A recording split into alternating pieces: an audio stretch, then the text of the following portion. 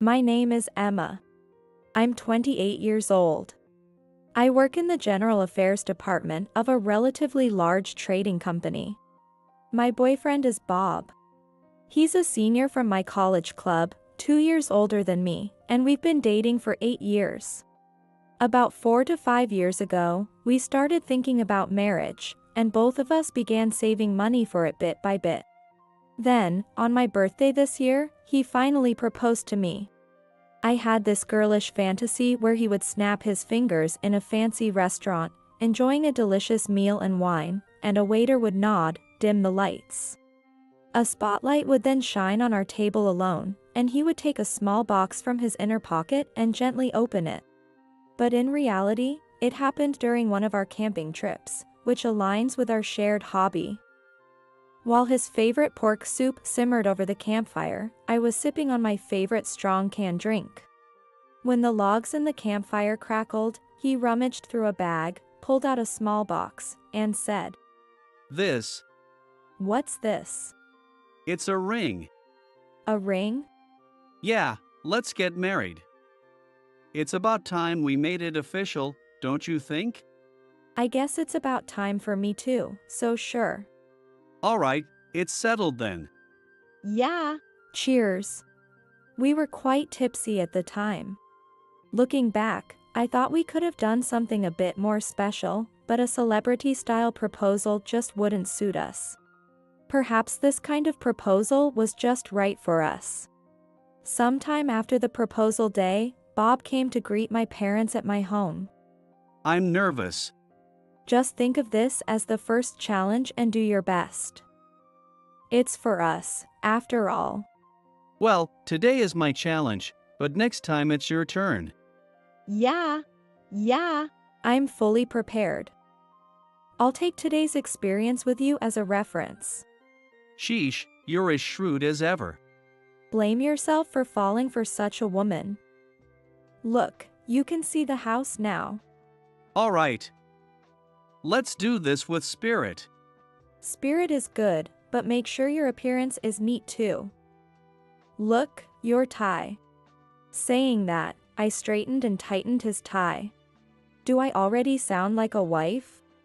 I was a bit pleased, but that's a secret from him. My parents' house is a standalone home in the suburbs. The house itself has 5 rooms, but the yard is quite spacious. My father has always loved the outdoors and met my mother while mountain hiking. That's probably why I also love the outdoors and took up camping as a hobby. To me, it's just a normal family. Currently, my father is retired but works at a relative's company.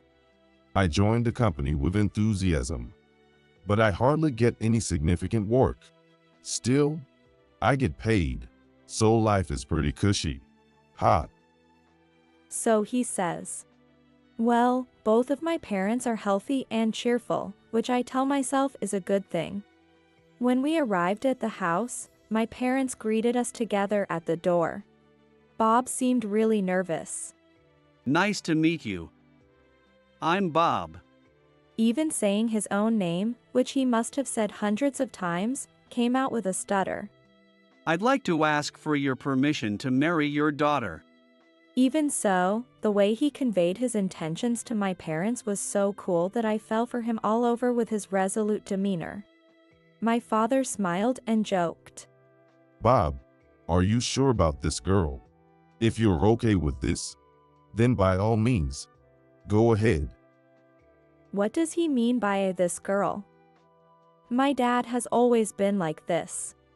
Emma's getting married, huh? She'll be moving far away. I was at a loss for words. My parents are always like this. Well, that's just how they are, so Bob's nervousness quickly faded, and what was supposed to be just a greeting turned into an invitation to stay for dinner, and then it spiraled into a full-blown party, ending with them insisting he stay the night. However, when my mother called his home to inform them he'd be staying, his father answered. I appreciate the gesture, but we'll have to decline this time. Staying suddenly in a house we don't know, we might end up with some bizarre charges later. and we wouldn't know how to handle that. Such a rude thing to say. I remember hearing that Bob's dad was the CEO of a pretty large company. Bizarre charges. My mother asked back. Yes, I'm a CEO, and Bob is the son of a CEO. There are many out there eager to leech money from us, and it's a nuisance. I don't want any relations with those who have a beggar's mentality. So, are you saying that we are those penniless beggars? Anger was seeping through my mother's voice. I'm saying there's a possibility. Understood. Then I'll tell Bob to go home. Yes, please do. With that, the call ended. Who does he think he is? So rude. My mother was furious. What happened? It's nothing. I kindly offered for Bob to stay, and his father accused me of trying to extort money. Bob arrived at that moment. I'm sorry. My parents have been scammed before, so they tend to be suspicious of people's kindness. It's not your fault, Bob. Well, we'll just have to slowly build a good relationship. Today was fun. Please take good care of Emma. My father was patting Bob's shoulder as he apologized. Ultimately, Bob did not stay the night and went back home. At that time, I still didn't know the true nature of Bob's father. And then, it was my turn. Bob's father was an entrepreneur who built his wealth from scratch. He inherited a small ironworks from his parents and, with his excellent management skills, grew it into a large machinery manufacturer. Of course, his parents' home was also luxurious. Surrounded by high walls, it was a 3-story building made of reinforced concrete. Seeing such a grand house could make one feel intimidated. Now it's Emma's turn to be nervous. Bob joked. Of course I'm nervous. Look, there it is. Make sure you're well dressed. Thanks. Nervous, I entered the house and greeted my MIL, Jessica, who led me to the sitting room. There sat my FIL, Tom. Jessica prompted me to sit down in front of Tom. Hello, nice to meet you. My name is Emma. I am about to marry your son, Bob. It's a pleasure to meet you. I'm Tom, Bob's father. Sorry to trouble you today. Well, I guess it's impossible not to be nervous, but make yourself comfortable. Thank you very much. Meeting Bob's father for the first time. He had a rather stern look, and he seemed to be in a bad mood. But let me ask you straight. What's your motive? My motive? To put it plainly, I'm the CEO of a major company. As you can see, I have considerable assets. I'm asking if that's your motive. I was taken aback. Motive? The only purpose I can think of for marriage is that I love Bob and want to build a happy home together, yet here he is, conjuring up some far-fetched motives.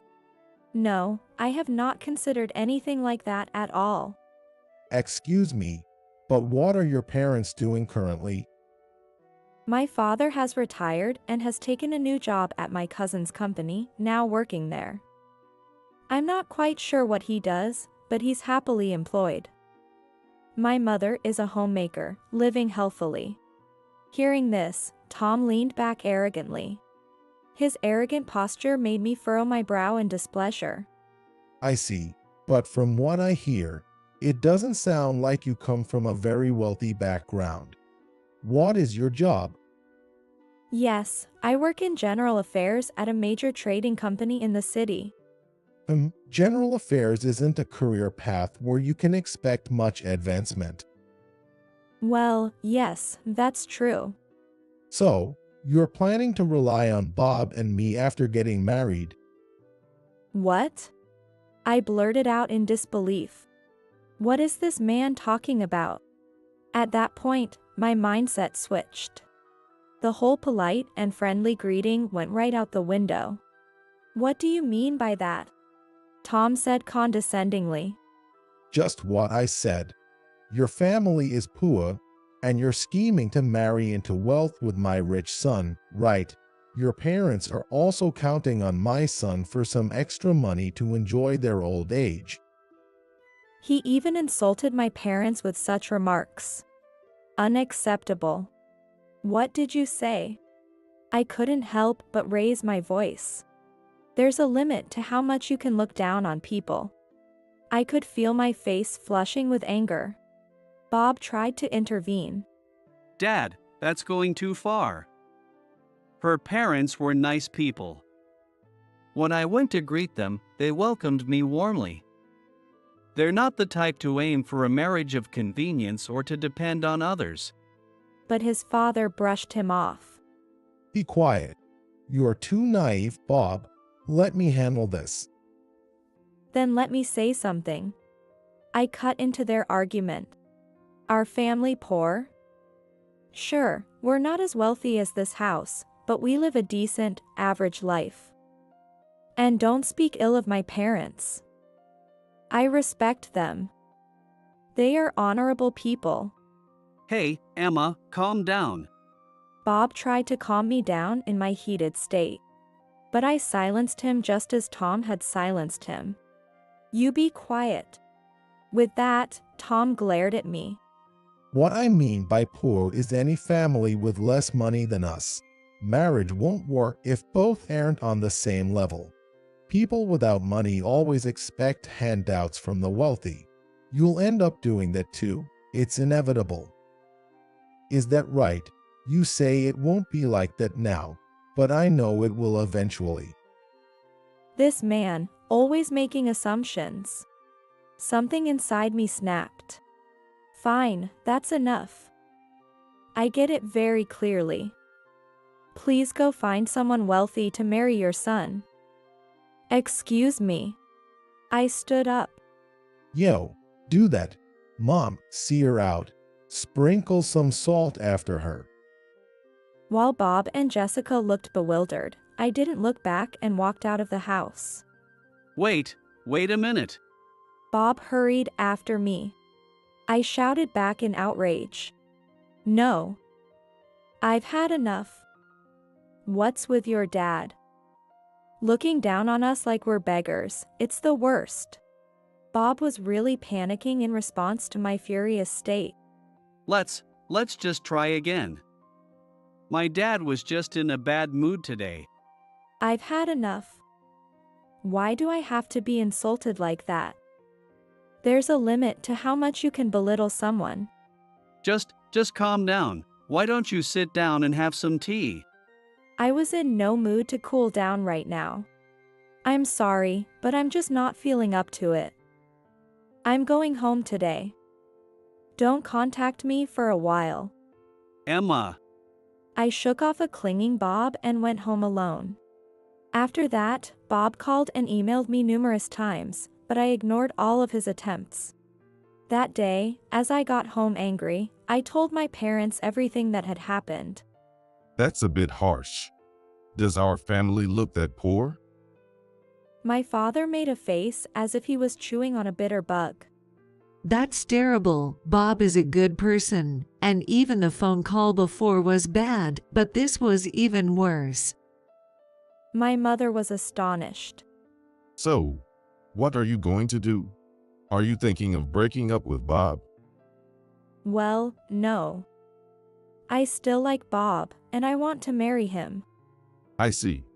Why don't you take some time to cool off, and then try meeting him again? If things still aren't going well, I'll step in. Really? Yes. For my darling daughter. No big deal. My father was kind and reassuring. Hearing my father's words, my mother gave me some advice. It seems they don't know much about us, so make sure you explain things properly. Persuaded by my parents, I decided to meet Bob's parents again. I resumed contact with Bob and asked him to let me meet his parents again. Bob was delighted and quickly arranged it. It felt like the bell for round 2 was ringing. The opponent was formidable. Am I Don Quixote heading towards a giant windmill, or am I a hero fighting a villain? The meeting at Bob's house was set for Saturday on the weekend. Though a showdown sounds like a Friday thing, for me, it was Saturday. Finally, Saturday came. I was restless all morning, watching the clock and waiting for the appointed time. When the time came, I met up with Bob and we headed to his parents' house. Entering the house, Tom was sitting in the living room, just like before. "Hello, long time no see." I greeted him. Tom still looked at me as if I were an annoyance. What? You're back again. "Yes, not giving up is my motto," I replied with a smile. Of course, Tom's attitude didn't change. No matter how many times you come, my mind won't change. You're wasting your time. I can't just accept that. I have my own pride and determination. Hearing this, Tom's annoyed demeanor shifted to a dismissive one. Do whatever you want. So, do you have something to say? I once again voiced my request to marry. "Yes, please allow me to marry Bob." No, I won't let my Bob marry a poor person. The expected response came. "I've said it many times, but we are not poor." "Are you really that wealthy, Tom, to be calling people poor?" It was time for a counterattack. I challenged Tom with a question. What did you say? I took over my father's company, which had 20 employees, and expanded it to include subsidiaries with 2,000 employees. That's 100-fold increase. How can you say that I, the president of such a respectable company, am not wealthy? "Oh really, and?" And are you mocking me? Our annual sales have increased from $1 million to over $100 million now. "Isn't that just about the company? That's not your money, right?" "Exactly, it's the company that's big, not you." I hurled the argument I had been brooding over since the furious drive home at Tom. It hit a sore spot, and Tom started yelling. What are you trying to say? Stop taking me lightly. If you want to convince me, prove that you're wealthier than me. "Is money the only measure of a person? That's not right. The value of a person is not measured by money." As I countered, Tom's voice grew even louder. That's something a poor person would say. If you're so desperate for money, just say it. I'll give you the money, but don't ever come here again. That sounds exactly like something a nouveau riche would say. It suits you perfectly. Hey, Emma, stop it. Dad's embarrassing himself, just stop. Bob tried to intervene as Tom and I escalated. Stay out of this. No, this is fundamentally about me and Emma. Shut up. I need to make this poor girl understand my greatness. As Tom grew more agitated, I showed no signs of backing down. Exactly, I need to put this know-nothing in his place. I won't marry until this is settled. Really, we came here to announce our marriage. How did it come to this? Bob was at his wit's end. What a rude girl. I'd like to see what her parents are like. Oh, is that so? Then I'll accommodate your request. Next time, I'll bring my parents. Bring them. I want to see the kind of parents who raised such a rude daughter. They must be just as rude. Tom scoffed at that. Why did someone like Bob come from parents like you? It must be because Jessica's genes are superior. Oops, I got a compliment. Thank you, Emma. Jessica was delighted. Hey, why are you happy about this?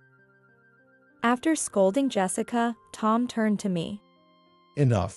You're not worth talking to. Let's have a thorough discussion when your parents come. A daughter like you doesn't belong in this house. What an outrageous thing to say. But before I could get angry, Bob was furious. How dare you say such things? I no longer consider you a parent. I'm cutting ties with you. Should I get a divorce too? You're always saying such awful things. I don't want to be with you. Jessica nonchalantly threw that in too. When I got home, I told my parents everything that had happened. After hearing it all, my father sighed and said, So it has come to this. Well, if that's what he wants, let's meet him. Yes, Dad, you tell them off, but I'd like to meet Bob's mother. She doesn't seem like a stranger to me. You better not come. It'll only complicate things. Oh, but I want to go. My mother started looking forward to possibly becoming friends with Bob's mother. No way. Mom, your pace will dampen the angry mood. That's too bad. I just wanted to help you. I'm thinking of your sake. My mom pretended to cry, feeling frustrated. By the way, what was the name of Bob's father again? It was Tom, I believe. Tom. Tom? My dad started to scratch his head as he heard Tom's name. It seemed a bit odd, and I asked my dad while nodding. Yes, that's right. Dad, do you know him? No, something is nagging at me. It's right on the tip of my tongue. My dad continued to look puzzled. Come on, are you getting senile? Mom joked. Oh, that's right. It's that guy, that jerk. It seemed he finally remembered. Wait, he knows him? The world seems large, but is unexpectedly small, and I was surprised by such a coincidence. What, Dad, you know him? Well, yes. Something like that. Now then, Emma, can you contact Bob's dad for me? Sure, is next Saturday okay? Yes, that's fine. Also, I'll be a bit late. So can you go ahead first? What? Aren't we going together? I was surprised to hear we wouldn't be going together as I had assumed. Hell, the main character should make a grand entrance at the end. All right, got it. I didn't know what Dad was planning, but I decided to leave it to him. And then the day of the showdown arrived. I'll be a bit late as planned. I'll contact you when I get there. Hang in there until then. That's what Dad told me. As autumn deepened, it was time for the third visit. Upon arriving at Bob's house, I greeted briefly and was shown into the living room.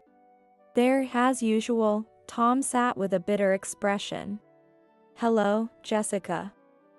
I hope we can have a good day today. Welcome, Emma. Your father is here today, right? What does he like to drink? Jessica seemed cheerful. Seeing Jessica made me feel a bit more at ease. No need to prepare any drinks. Or rather, you're here again. It's the third time now. Our fancy drinks are too good for the likes of a poor person. Jessica, thank you for your consideration. But it's all right for now. So, where is your father? Got cold feet, huh? Tom was still condescending. No, he just has some preparations and will be a bit late. I apologize. Well, it doesn't matter. Nothing will change when he gets here. Bob rebuked Tom's attitude with a bit of irritation. I thought to myself, Bob really has it tough. It's my marriage, after all. Dad shouldn't be fussing about it. Tom seemed unaffected by those words. Tom responded dismissively. Nonsense. I'm just trying to do what's best for you. Bob responded with dissatisfaction. That's none of your business. As this barely constructive conversation went on, I received a message from my father. I just got a call from my father. He has arrived. Then, the doorbell rang. Excuse me for intruding. It was my father's voice. Oh, welcome. It's been a while. Jessica made a somewhat strange greeting. It's been a while? But it's supposed to be the first meeting between you and my father. I was puzzled. Then, Well, I'm glad you remembered me. Anyway, excuse my interruption. Today, I am here as Emma's father, John. Oh no, we've all been waiting for you. Please, this way. Thank you very much. after such exchanges, my father was led to the living room. Hey, Tom. Long time no see. As my father entered, Tom suddenly stood up straight. You are Major John. I mean, you were a colonel before you retired. My apologies, Colonel John. It's been a long time. He saluted. Of course, since it's indoors and he's without a cap, it was an informal salute with hands by his sides and head bowed slightly forward. Bob and I couldn't grasp what was happening. Don't be so formal. The days when I was a colonel and you were a sergeant major are long gone. Plus, this is your house, isn't it? You've climbed the ranks quite a bit. I guess I did a good job training you. Sir, well, I apologize for the austere setting, but please have a seat. Thanks. You sit down too. Everyone will be more comfortable if you are not standing. Sir, I will take my seat, then. Saying this, Tom sat down, but unlike before, he was sitting formally on his knees. Dad, you know Bob's father? This situation was so unexpected, I had to confirm. Yes? Back when I was in the military. This Tom came as a new recruit. Unlike my casually speaking father, Tom, who had been quite pompous until now, shrank and hunched over. Yes, I was under your care back then. What a coincidence to meet like this, isn't it? Now you're a company president. That dropout has made quite the climb. Sir, I apologize for any trouble during my military days. After leaving the military, I took over my father's company, and with everyone's help, I got to where I am today. Tom was apologizing repeatedly throughout the conversation. He's like one of those nodding toys. Unperturbed, my father indulged in nostalgia. That bumbling recruit has become a president. Good for you. Sir, can we please not talk about the past? I actually wanted to hear more about those old days. I asked my father, "Hey, is a sergeant major important? You were a colonel, right?" Yes, a sergeant major would be like a department head in a company. I was, well, a higher rank than that. Tom nodded vigorously. Sir, I had no idea that Bob's partner would be the daughter of Colonel John. My father chuckled warmly.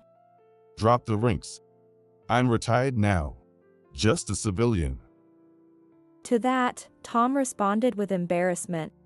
Sir, I will keep that in mind.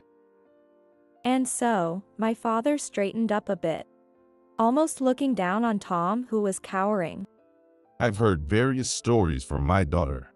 Ever since then, you've had this strange fixation with social hierarchy. I told you to stop it, but you're still at it. And I hear you've been looking down on my daughter, calling her poor? Exactly right. Tom shrank even more. Yes, I am truly sorry. No, since I retired, I've been involved with a company you might have heard of, called Heavy Industries. Yeah, that's the company that makes tanks like the ones you use to drive. The president is my cousin, and we have ties from the military. Now, I'm the director and head of the technical development department. Again, my father mentioned a connection. That made Tom's eyes widen. What? As Heavy Industries? Yes, that's right. If I remember correctly, Our company and yours had a business relationship. Yes, as Heavy Industries is a major client of ours, and we are always very grateful for their business. I didn't come here to talk business, but it seems we might need to reconsider some things. The pressure from my father looking down was palpable, and Tom bowed his head even more. For me, who had been looked down upon and even told he wanted to see what kind of parents raised such a person, it was truly a refreshing moment. No, that would be very problematic. At that response, my father's tone became a bit harsher. Then, shouldn't you as a parent be blessing Bob and Emma's marriage? We're not as poor as you claim. Yes, you're right. I'm very sorry for my rude behavior. Tom deeply apologized while still kneeling. That settles it then. Bob, Emma, there's nothing standing in the way of your marriage now. My father looked relieved and turned towards us. Yes. Thank you so much. Bob expressed his gratitude, clearly delighted. Thank you, Dad. I also thanked him. Without my father, this outcome might never have been possible. I really felt grateful that he was there. Tom remained bowed. Jessica seemed to enjoy using the term Sergeant Major Tom as she ordered Tom around with her hands on her hips. Sergeant Major Tom, you will recognize their marriage now. You two? What are you saying? Tom was now subdued. My dad looked at me, gave a thumbs up, and winked. And so, Bob and I were able to have our wedding without any issues. Many of my father's university classmates attended the reception. My father graduated from the Defense Academy. Everyone there, who had held high ranks in the military, teased the standing at attention Sergeant Major Tom. During the wedding entertainment, my father's classmates performed something called the military exercise. Of course, Sergeant Major Tom was in charge of leading it, and he was made to participate at the front. Watching these grown men sweat through the exercise, Bob and I couldn't help but laugh. Since that incident, whenever Jessica has a request for Tom, she calls him Sergeant Major Tom and speaks in a commanding tone. Now, she seems to have the upper hand. I'm living a happy life with Bob. We've been blessed with 2 sons.